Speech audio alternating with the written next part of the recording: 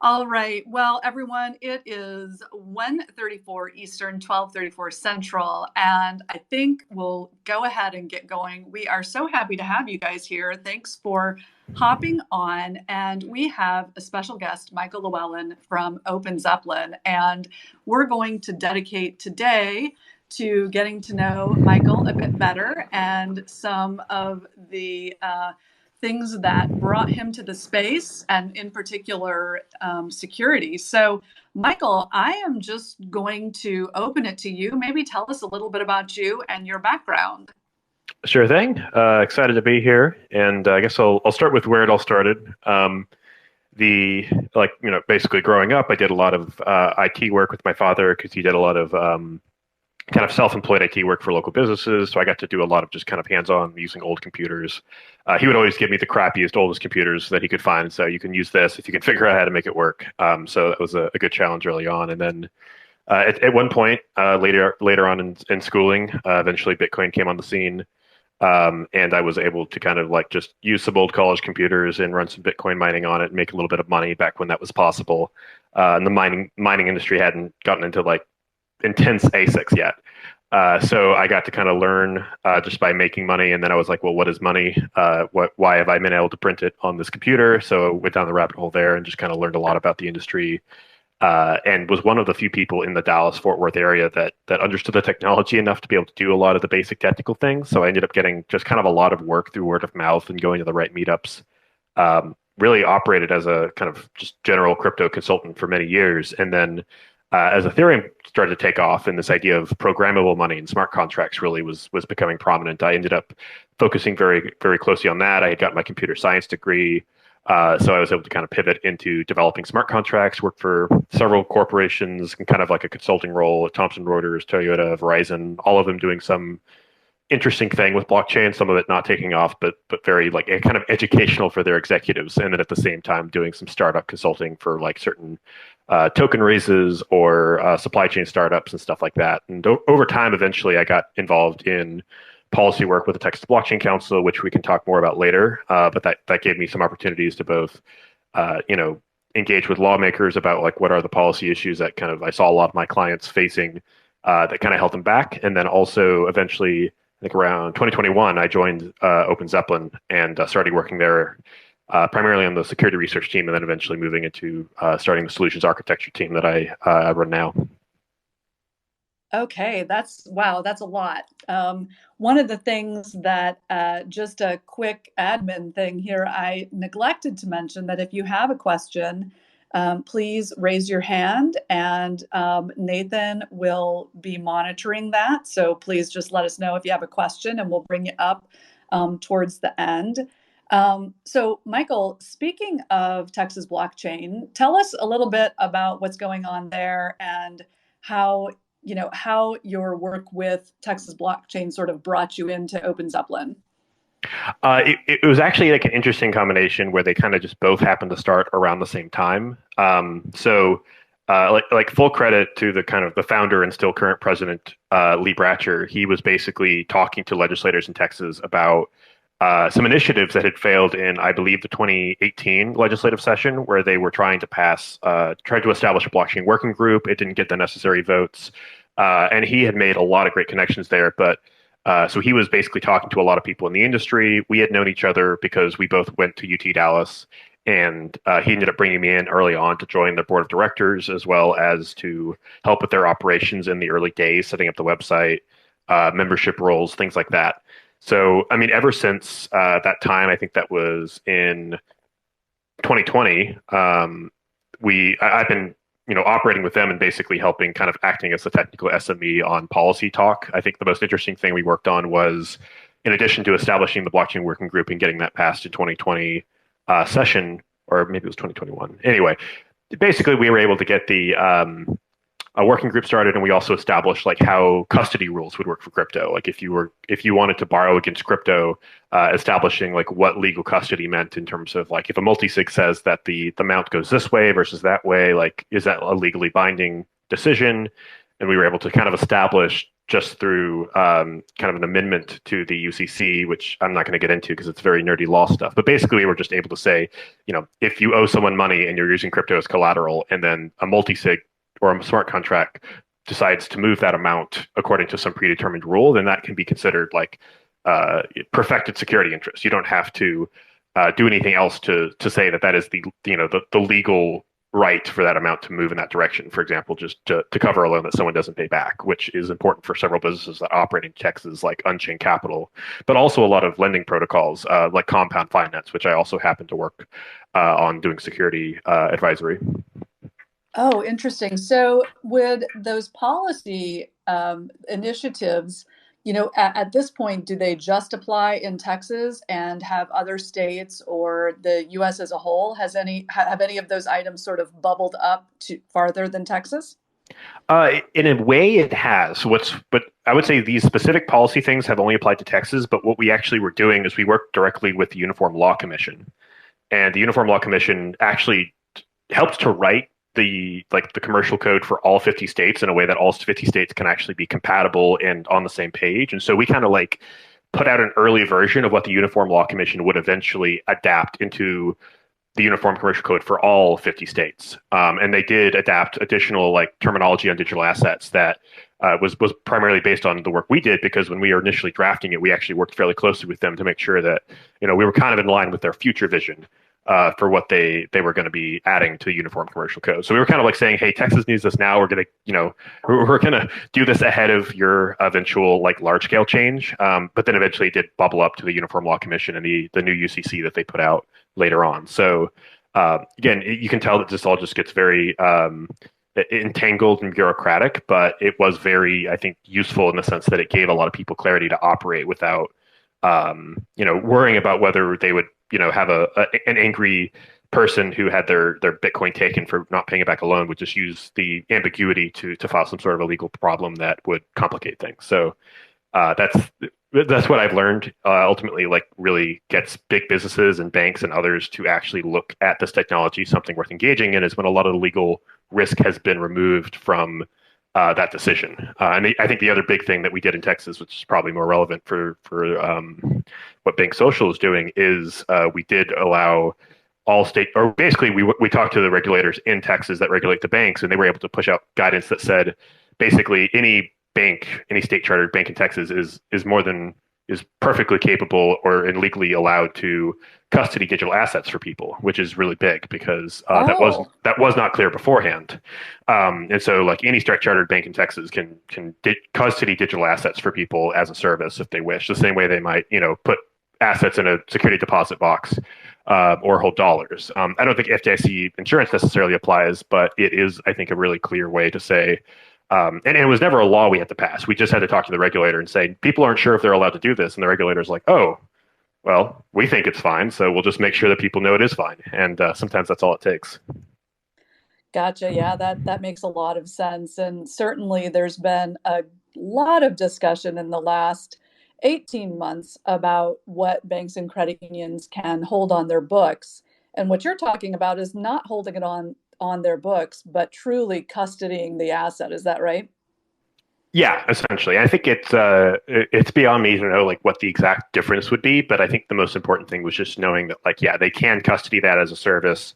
They could use a third party custodian if they wish, but in the end, it's a bank can be responsible for customer funds that take the form of a digital asset. And that they don't necessarily have to worry about the banking regulators in Texas coming after them for that, because I think the struggle that we have in this industry, security is obviously a whole other topic we'll get into in a second, but from a policy perspective, it's the fact that people are worried, especially with the current SEC, of having a regulator come down out of nowhere and say, oh, you're not allowed to do this. We never told you couldn't, but since you weren't also expressly told you could, there's a gray area where someone could be open to those risks. And if you get the wrong regulator, a regulator that just decides, hey, I'm going to use the law in a way that will be maximally damaging to these businesses that I just don't feel should operate, that can be obviously very destructive for our industry. Even if the regulator doesn't succeed or doesn't succeed in the courts, it's still very costly. It's still very just hostile. So what we're trying to do in Texas is kind of create an environment where we make it very clear the state government will not interfere with crypto or blockchain-based businesses as long as they're operating in good faith. Um, and to maybe, as much as possible, this is difficult with the way that federalism and the federal government and state law works in the US, but to kind of create a safe harbor where people can operate blockchain businesses without too much of a risk from the federal government, if we can pass provisions that allow the states to make it clear what is okay and what is in this industry. There's still a lot the federal government is going to have to do, and I think one of the best things about the way that we operate in Texas is that we state representatives and state policymakers talk to federal policymakers, the congressmen from Texas and the senators, and so there's a lot of overlap. And people, when these senators and congressmen see how policies affect Texas and how people are receptive to more blockchain innovation in Texas, it gives them more confidence to go and advocate for that at the federal level. Great. John Wingate, I see that you've got a question there. No, you kind of brought me in at the perfect time, because that's really what I think this whole mechanism that we're discussing right now of allowing banks and credit unions to custody does, is the more custody they do and the more revenue they generate, it gives them the ability to justify revenue generation. And the difference between holding it on their books as an asset is that they're then not allowed to count that towards, their lending capability or their total, capital to balance sheet ratios that would allow them to lend off of it. So once what we see is that, or what we think is that once these banks, and we have our own thoughts on custody, so I'm not going to go into that, but certainly as an acceptable medium for revenue generation and just in general, like Michael was saying, for them to be able to custody something and get traction allows those future discussions to be much easier in the form of, hey, look, they're doing custody. It hasn't killed them. They're not holding it on their books, but how do we open that up now to payments? How do we open that up now to maybe tokenization or collateralization of homes and titles and things that they already do? They just do it inefficiently and throw a bunch of costs into the mix. And so this is really a spearhead. And as Michael said, I think you guys got that passed in 21, Michael, September of 21. Yeah, that's right. Yeah. And so I think what it does is it lays a simple groundwork that doesn't require law, like Michael was saying. It's just clarification. And if you look at what we're doing with the NCUA, it's very similar. We don't want new laws. I think the last thing we should be advocating for is new laws. What we do want is guidance and applicability to existing laws, because most of the laws should already be there. This is nothing new. It's a new type of database. We just need clarity on the way it can operate, because it's got new functionality that didn't exist, same as the internet didn't have functionality that didn't exist before then. That's right. Great. Thank you, John.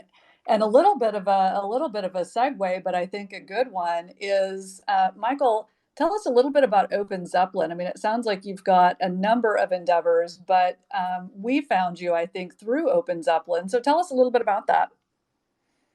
Yeah, I mean, OpenZepplin is a very long-running company in the Ethereum space. Sometimes people in the wider blockchain ecosystem might not have heard about it, but it actually powers a lot of stuff underneath the hood. So the company actually started in about 2016 in Buenos Aires. That's where a lot of the founders were before I came into the picture. And they're obviously very motivated by the economic situation in Argentina, the impact that inflation and government control has on everyday business and people's ability to save and control their livelihood.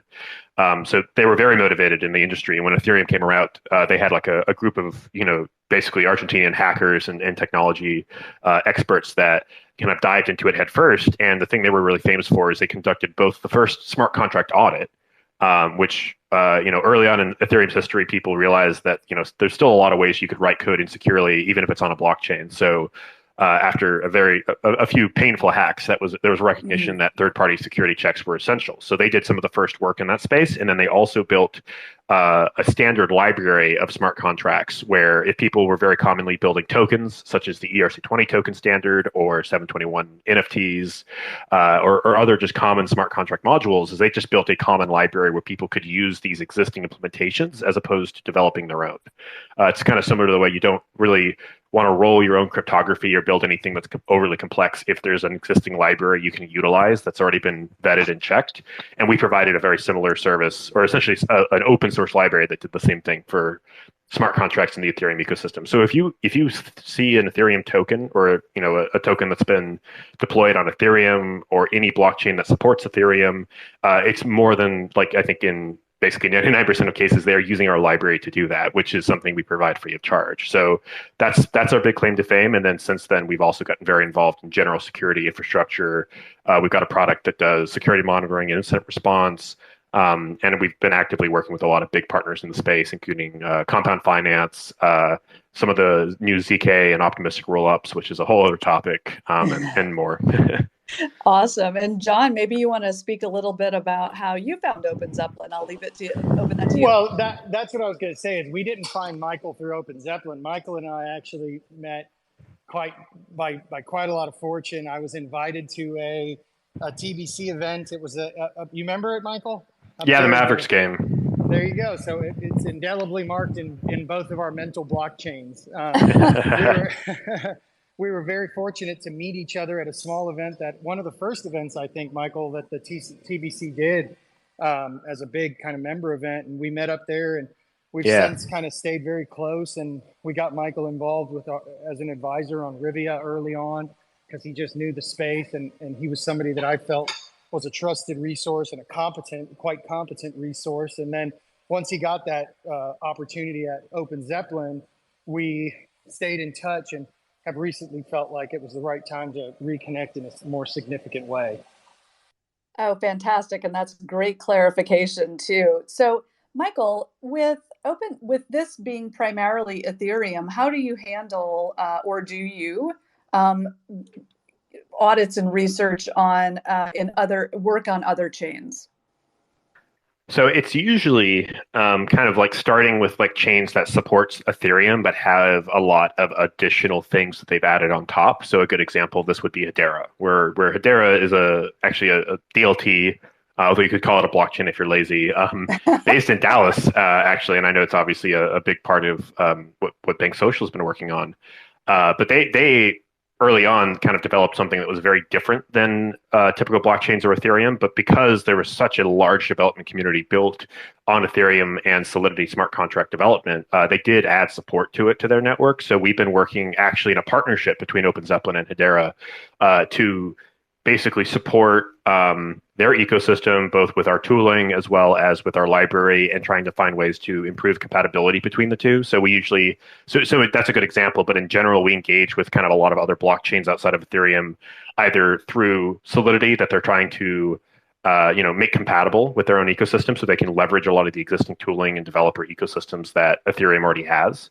And then in other cases, which we've been doing for example, for Cairo, which is a Starkware's ZK rollup language, as we've been developing new libraries, new versions of the OpenZepplin contracts library, but for an entirely new programming language, primarily just so that these ecosystems can get the same level of support, where a lot of the base primitives or just a lot of like the basic building blocks for how you would build smart contracts are already available to developers in a secure and easily usable way. So it's essentially just having those building blocks and re-rolling what we've already done before in a new environment. That's typically how we engage with folks. But we also, of course, still do a lot of security reviews and security audits where we're just looking at different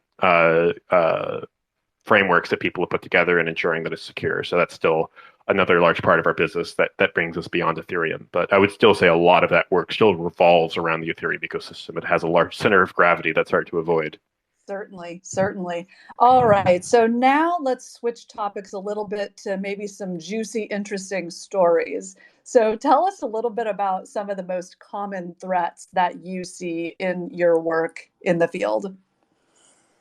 Man, there's a long list there, but I think that what I'll probably start with is DeFi summer, because that's where work was really probably at its heat, and there's both a lot of money to be made and potentially lost. And I think the biggest risks that we've started to see, I mean, the old threats used to be, and still are, like losing your private key. And I think that's going to continue to be one of the biggest potential threats, because it's either users losing their key or a project maintaining a smart contract or having access to a large number of funds through a key that gets lost. I think these are very commonly where large numbers of funds can be lost. I think bridges are where that attack vector is still very common, because they're more difficult to decentralize than other protocols. So key loss in general. Like that's just like protecting your private key is still one of the most important and challenging things to do in the ecosystem. But I think like more broadly, the other thing that we're seeing is, I guess, phishing attacks is something that continues to be very common where, you might be going onto a website and the website says, hey, if you if you sign this transaction, then we'll give you free money, or we'll, take some of your money and put it into an investment strategy that yields like 20% every month or something ridiculous like that. But in reality, when you sign that transaction, all you're seeing is a bunch of like hexadecimals, ones and zeros, or just stuff that no one would be able to read. And even the most technical people would struggle to understand.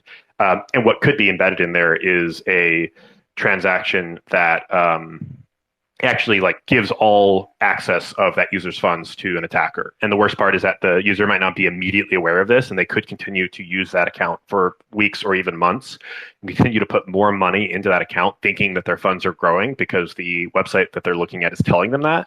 But in reality, that is actually, they're just putting more money into a thing that the attacker could rug at any time, and then eventually they'll like take all the money, and there's nothing that the other person can do about it unless they know and they've had time to revoke access before that happens. So I would say just the fact that a lot of users there's not a lot of good protections for users to know exactly what they're interacting with is just a massive problem in the space. I think there's more interesting security issues around like how DAOs operate and how protocols like operate with each other to avoid hacks. But I think like for users, that's still the phishing attempts are still like the most like common and damaging threat, because we could do all the security audits in the world and ensure that every protocol is secure, there's no bugs. But like if someone can be tricked into interacting with the wrong protocol with no knowledge, then there's still nothing we can do outside of trying to give as many protections to the users at the end of this entire life cycle to actually know what they're doing and interacting with. So I think user safety is still like one of our biggest threats. Yeah, so that's my fault for asking that question, because that's absolutely terrifying. When you go about working with other organizations, and as you know, and there's a lot of people in our community that are building software. How do you guide those teams for things for them to ensure, whether it's protocol, or I guess maybe share a little bit about what guidance you give those teams? I would say when we're working with a lot of teams, we have different levels of maturity. Some teams are fairly competent and they're just looking for third-party checks, and then some teams are like, this is like our first major Web3 project, and we want to make sure we're not like, basically putting something out that looks too amateurish and is easy to be hacked. So it differs on the team, but I think our general feedback is like early on, we try to give them hints on best practices. We show them our library. We get them. We generally do, you could say, more consulting work, and then when they actually come to us for an audit, we look at every single line of code and we give them feedback, not just on, hey, these are literal bugs that could lead to funds being lost or otherwise are obviously not a feature that you intended to make possible. And then we also kind of educate them on, okay, here are edge cases, here are areas where you've kind of centralized the design. For example, hey, you're relying on this one private key to do a lot of things. And if it's misused, it could be ways to either lose money or for someone to actually exploit the protocol if they got access to it. So, sometimes projects have to take that compromise, but we try to educate them on the risks that they are taking and see if there's maybe a better way to go about it.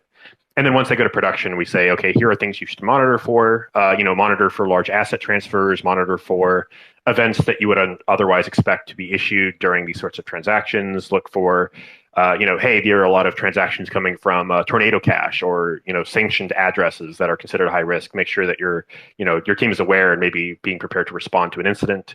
And automating the process of responding to incidents as much as possible, which is a big thing that my team focuses on. So we try to just cover the whole life cycle, essentially. It's like, okay, how should you be not just developing code at this particular point in time? Because when they come to us for an audit, we're looking at only one version of the code. And usually over time, that code changes as they add features or patch issues. And there's a need to be holistically looking and reevaluating security as those changes happen. So we either do recurring audits with customers or just generally educate them on, ensuring that their whole life cycle is secure. So as they constantly iterate on their product, they're not losing security because, they got an audit a year ago, but like a year later, the code is completely changed and then a hack happens and people were assuming the audit a year ago still held true. In reality, you have to be constantly checking on the security. That makes perfect sense. And John, do you have a BankSocial perspective on that? I know that's something, of course, that one of the things I'm really proud of is what a focus we put on that. So, did you have any perspective there you wanted to share? Just that it's one of the reasons why we've been so fortunate and lucky to hire Michael and bring him on board um, for all these perspectives, because we understand that we have a core competency and there are gaps in it, and we also understand that as business owners and people who have built large institutions, who have managed financial institutions, that there are certain gaps that have to be maintained and have to be looked at on an ongoing basis, and that's what we're committed to. So, yeah, I'm glad you're excited about that, because that's a Yeah, core tenet of what we have to continue to do and maintain. great. So, Michael, what do you wish that everyone knew that they clearly do not, whether it's a user or a developer, maybe from both perspectives? Ooh, okay. I got a list of things that I'll focus on the core pieces. First of all, from a security perspective, this applies to not just crypto, but just everything on the internet today. Is two-factor authentication to me is a must. Like if you're not using two-factor authentication, you're basically leaving the door unlocked. I mean, or more specifically, you have like a toothpick holding your locked door together, because it's very, very easy for attackers to either find your password through many different hacks that can occur, or to get access to the system, or be able to even guess it just in a brute force manner. There's just so many ways that your account can be compromised. So having an additional verification step is like absolutely crucial. Username and password just does not cut it anymore. And Mm-hmm. for that two-factor authentication, a lot of people and a lot of systems still primarily use SMS verification, so getting a text message to your phone.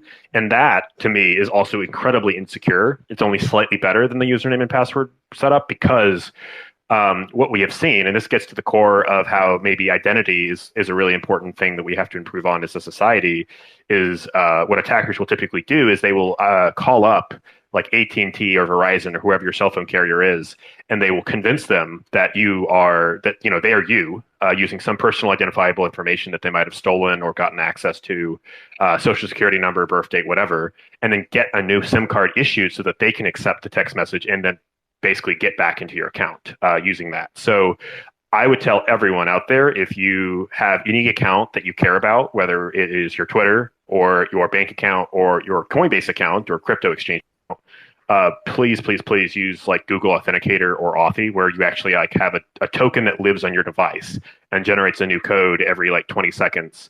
SMS is still okay, but I would say that like the authentication apps are the most secure way to be operating on most systems today. And if you have like a crypto exchange account, especially, like, do not use SMS. SMS to me is just a waiting for disaster. A good example of this was actually recently, Vitalik's Twitter account was hacked. And because he was using SMS verification, and someone was able to SIM swap and pretend to be Vitalik, and then just use his account to say, "Hey, send crypto here, or go to this website and try to make money." So even Vitalik, who's obviously very technical, and for those who don't know, is actually one of the primary founder of Ethereum, is susceptible to this if you don't have the best security in place. And I know Twitter provides like authenticator support. So for anyone here who cares about their Twitter account, that might be a good thing to do after this. Fantastic. Well, so, John, I know your password is always password 123, and you always have an SMS. What do you have to say about that? Well, I think it's more than two-factor. It's maybe saying multi-factor, because really, even when you do some of these two factors, it's more than two factors.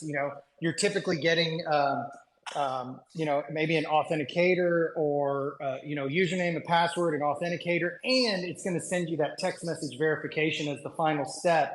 So we're even seeing that two factors may not be sufficient now in the world moving forward. And the whole idea is that, though, these multi-factors have to work cohesively.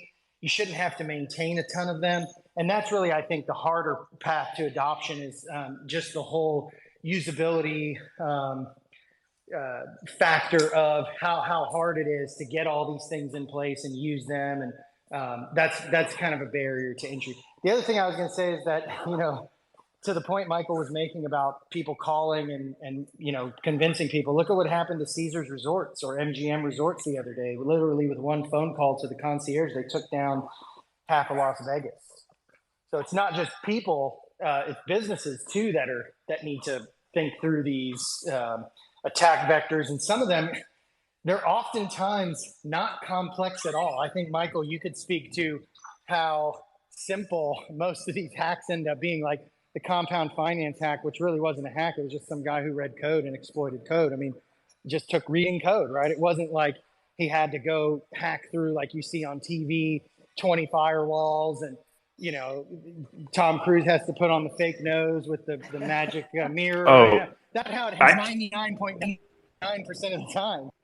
Actually, the compound finance hack was worse because it really wasn't a hack. It was more of a mess up. I should preface this was before we started working with them. We actually ended up starting a partnership shortly after this whole thing went down. But they did an upgrade to the smart contract. So this is kind of where it's like why you need to do security audits continuously. So because Compound had been audited multiple times, but then someone wanted to introduce a small change. It didn't get audited. It didn't go through a very strict review process. And then when they made the upgrade, it actually caused one of the functions in Compound that was used for like giving rewards to the community to give out way more than it should have. So people were basically able to like request far more funds than they should have. And so it was like, are they hacking the protocol, or are they just taking advantage of the fact that the money machine is putting out way more than it normally does? And that was it was a messy week for them, and it took them a while to get it patched because they had to go through a time sensitive operation to revert that upgrade essentially. So it was actually so not sophisticated in the sense that anyone who was taking the money was basically just calling the same functions before and getting more. They were just like literally, it's like the ATMs just spewing at cash, and there was very little they could do about it. But it was a very minor change that caused that bug to become present. But yeah, I mean, other hacks. I mean, sometimes it's just finding either like exploiting someone's private key. In some cases, people will send an email to the dev team, and if one of those devs clicks on it and they happen to have the private keys used for something sensitive on their computer, suddenly the computer's been compromised, the key's been found, and then they can use it for exploiting a lot of things. And that's another big thing that's still a common issue is these sensitive keys that are sometimes left in compromising positions to be stolen, and finding ways to protect them. But at the same time, you can't just like lock the key in a vault and then only like bring it out at key moments. Like there are still there's a need to sometimes consistently automate and have that key available for regular operations. So you have to figure out a good compromise between efficient use in operations and security. Which there's many ways to do it with like a mix of hot and cold wallets and different key custody solutions that aren't worth getting into detail, but it's like a balancing act where you have to figure out, okay, what is this being used for, and how can we find a good middle ground where we're not exposing ourselves to too much risk, but we can still let teams do their job, or whoever has to have access to this do their job effectively. Fantastic. Yeah, those all make perfect sense. And so from a user perspective, multi-factors, a development and organizational perspective, I think we have things like continual audits. What are some, any other things that you can think of that you wish maybe more developers or Web3 organizations knew that they don't know? I think another big thing is just the fact that security this kind of goes back to the holistic life cycle, but like it's definitely a maturing thing. So I mean, if your project's starting out, you're like at the seed stage, you don't have a lot of funding, but you have a good idea, you're not going to be able to like afford an audit. You're not at a point where it makes sense to have a full test suite. You're moving fast, you're breaking things, but you should be thinking about security from the perspective of threat modeling. Like, what threats are we going to face once we actually get to the point that we're live in production? And how do we ensure that we slowly improve our security posture over time as our project grows?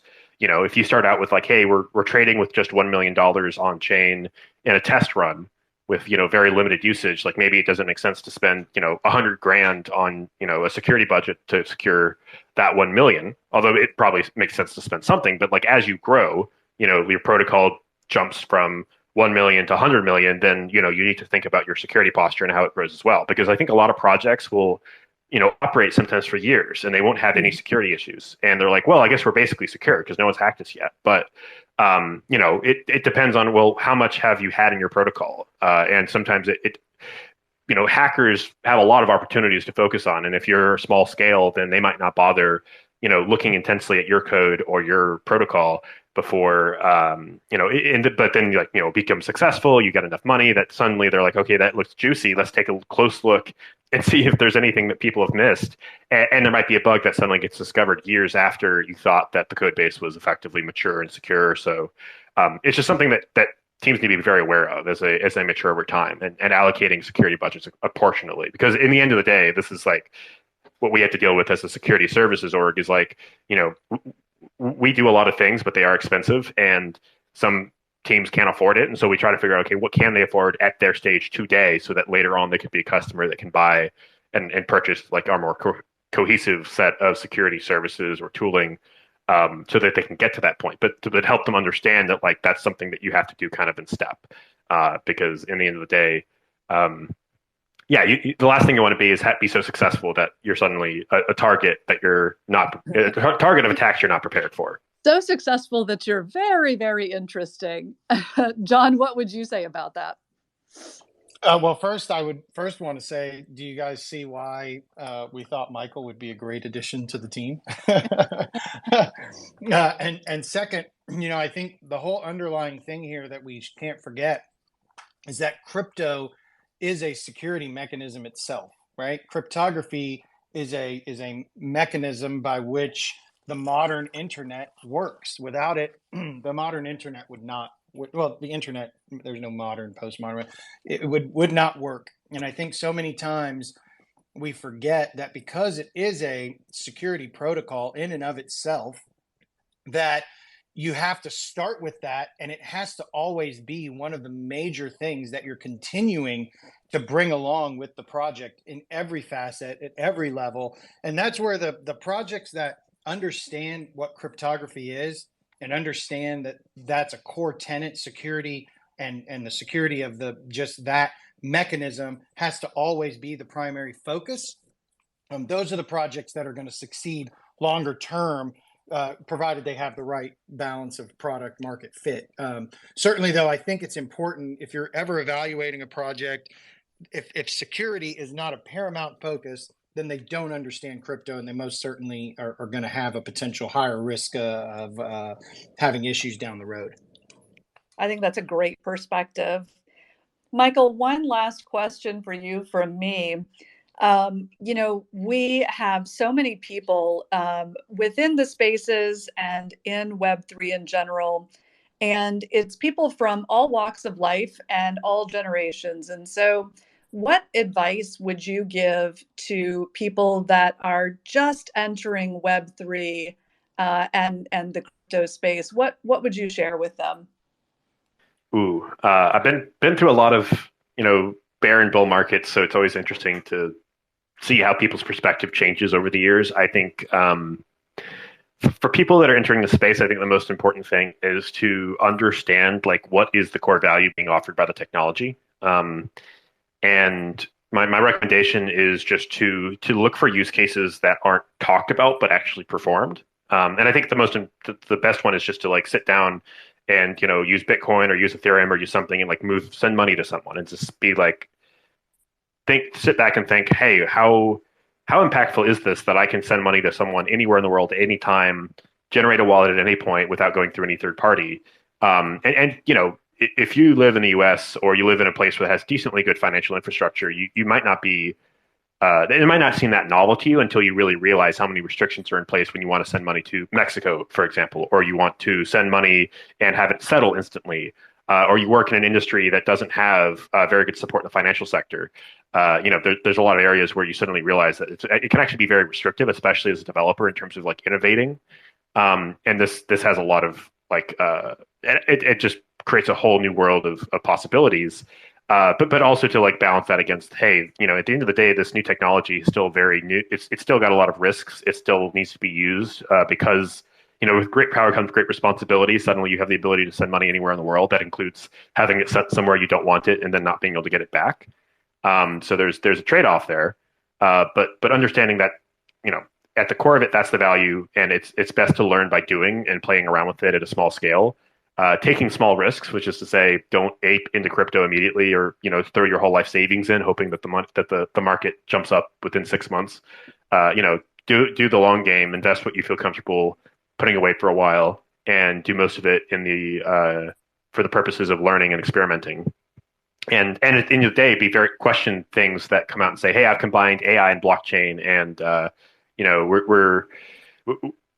I think understand the technology. When you understand the technology well and what it's good at, then you can kind of understand like what is fluff and what is actually like real impactful use cases. And I think the one thing our industry struggles with, because the technology is so new and novel, is that people will say, I'm doing blockchain with this, and they just, you just take a word or an industry and then throw blockchain in there, and somehow it'll make things better. And that's not always the case. It's got a very specific set of value, which is usually like, creating a system that is trustless.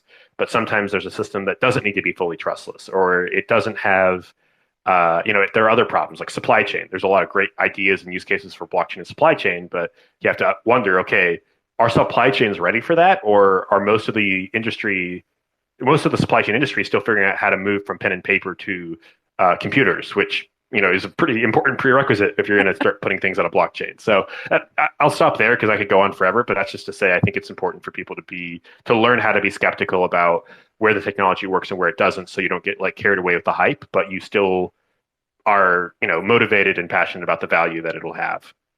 Erin, I've got a question for you real quick, Erin. I'm going to ask you a question. So Michael has a couple times in this call said something to the effect of, which is true. I'm not questioning this thought at all, but would like to get your perspective from kind of the traditional finance rails. So he said something to the effect of, and I'm just paraphrasing here, that crypto is very final, i.e., you send a transaction to somebody somewhere around the world and it's final, hard to get back, in all essence, done.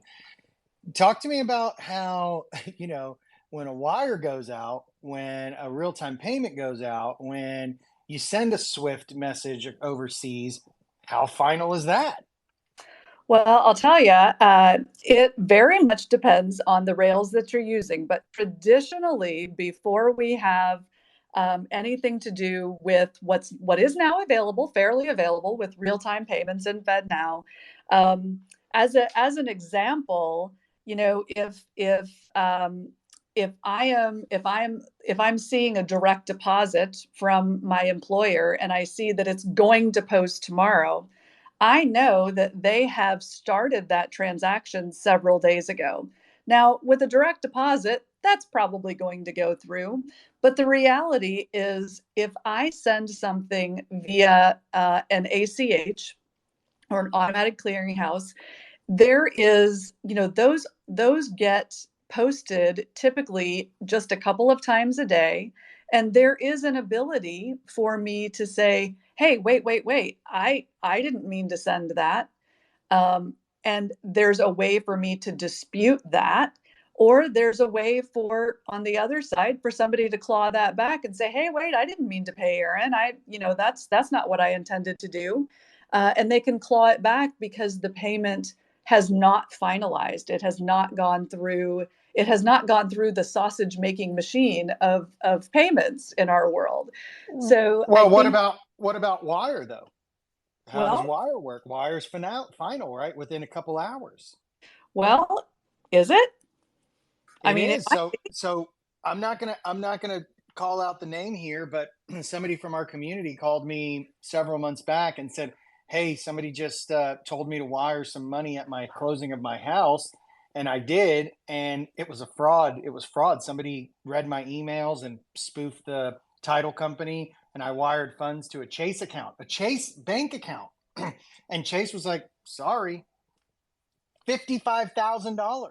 Oh, 55. So to me, my point here is we have to deal with the worst of both worlds in current today. I have to worry about, hey, I got this money, but did I really get it? Now I spent it. Now I owe it. No shit. Now I got to go fight that somebody took it out of my account. And I got to worry about, okay, Am I sending it to the right wire endpoint? Oh shit, no, it's gone. I mean, the current financial rails, we shouldn't think that they're any better. Actually, I quite think they're worse because of all the restrictiveness that's encapsulated within all these problems that we currently have. So I just wanted to get the perspective out there of that whole instant finality and hard to get back. We live in that world now, and we have to deal with those problems now. And so let's look towards the benefits and the positives of crypto and what we can do here. But I'll stop. I just wanted to get some thoughts on. No, I think that that's great, and it is true that there are, I think that one of the things Michael had mentioned earlier was that the safety and security has always been paramount in this field and in Web3 and crypto. And so I think when we have our traditional bank accounts that maybe we don't have multi-factor authentication and somebody does spoof us, it goes right back to what Michael was saying about, gosh, this is really important. And so I think, in that regard, things that we have in the DLT framework can be a lot safer because we have better security. We have very good security protocols in place because they are built that way. I think back to a little bit about, entering the space, and this is just Erin's perspective, but one of the things that I got into the space in the hype cycle of 2021. And what occurred to me at that time was this is still new. And yes, there are a lot of quote OGs, but there's room for me too. And I think that that's been one of the most phenomenal things with this industry is that we are so welcoming to newcomers. And so when I think about, and I think probably everybody on the call is not really a newcomer, but if we have folks listening afterwards, there's room for you too. And I think that is that's part of the BankSocial ethos, but it's really part of the Web3 ethos. Do any of my other co-hosts or listeners have any questions for Michael? While we're waiting for somebody to come up here, I'll just add that we have an opportunity because the traditional banking system has kind of shut crypto out. There's an opportunity to have to build the new financial world, right? It's almost like we don't have an option. We're just going to build it. We're going to build it together. And for the first time, because we've got this security protocol of crypto giving us a trustless layer to do it on, we no longer have to rely on centralized custodians like Oracle database and Google Cloud services. We don't have to rely on those things to operate this new financial ecosystem, and we're being forced to build it, which is it's like the greatest opportunity to have. Absolutely. It's as I always say, buckle your seatbelts because we're in for a ride. Michael, do you have any closing comments? Yeah, the final thing I'll say is I think that the security space in crypto still has a lot of challenges, but I think it is primarily because there's so much more responsibility placed on the end user, anyone who's self-custodying. And I think the industry is slowly going through the realization that self-custody doesn't have to mean that someone is entirely handling security on their own. And I think that's why it's really important that like banks and financial institutions do get involved, because at the end of the day, both for feeling safe, but also like having someone looking out for you. I think, even though we're kind of here to compete against banks, I think that there are important roles that they play in terms of safeguarding user funds. And they can do the same for crypto, but I think the option will always exist for people to be able to exit the banking system, to exchange value directly, and to take those risks if they wish in terms of self-custodying, but being able to either introduce safeguards and recovery mechanisms for them to avoid hacks or, recover their funds if a key is lost. Like those are things that we can slowly introduce so people have the freedom to select how they take risks and how they protect themselves. And I think it's like just having done this for so long, like me myself, like I do use Coinbase in some cases, or I will use a third party, even though I'm capable of protecting myself. There are still always risks that I have to take by doing so, and I think it's important that people have options to do both. So I think that as the industry matures, getting more and more options that give people as much freedom as possible, but still have safeguards in place that where financial institutions or other parties can play a part in protecting them is that, I mean, that's going to be the path forward if we're going to get full adoption and not have people lose money as a result because they're not sure what they're doing. I think we're going to need a lot of safeguards for the regular user. Michael, Wells Fargo and Chase are never going to sit at the table together. Credit unions will. That's why we're all here, right? So this gap that you're talking about, you are 100% right. 100% right. We have to have these trusted intermediaries help us with this future financial world, but they can't be these guys that don't want to come to the table and play with everybody else. And I'm not saying that they're bad and that model doesn't work and hasn't worked and potentially won't work into the future. It's just that there's another way to do things. There's a way that's more inclusive. There's a way that puts the financial winnings back into the community, as opposed to it being sucked off the top in the form of capital gains or shareholder earnings. Not that those are bad things. I'm not saying that those are bad things. This is just a new way to flip that so that the shareholders are now part of the community. They're the beneficiary. They're the community. They're the ecosystem. They are the economic ecosystem. They gain all the benefit, as opposed to right now, it's a tiered and a layered system where you have people that are shareholders, then you have the operators, then you have the customers, and they're all disconnected, and they don't really benefit from the ecosystem, other than just, well, if you use the product, you benefit because you have the product. And if you're a shareholder, you benefit because you're a shareholder. How do we combine and make these ecosystems autonomous in the DAOs, right? How do we take the concept of a DAO and formulate this into a self-sustaining economic powerhouse that can go out and stand on its own? And that is a benefit. It's a circular benefit in and of itself to the people that utilize and are actually funding. So the person who buys the product is funding the ongoing operations of a traditional capital type of formulated entity and structure. That's what I think we have the opportunity to do here with credit unions. I don't think it happens with banks. I do believe, and we all believe here, that it is, and it is right now happening with credit unions. Very exciting. Definitely. Thank you. Thank you so much, everyone. We did record today, so this will be available afterwards. Michael, thank you so much. We are so happy and thrilled and proud to be working with you. And for everyone else, we'll have another Spaces here in a couple of weeks with more exciting topics. Thank you, and we will see you later. Have a great rest of the day. Thanks, everyone. Thank you for having me. It was great. Thanks, Michael. Have a good day. Thanks, everyone. Michael. Thanks, Erin. Thanks, Michael. Thanks, everybody.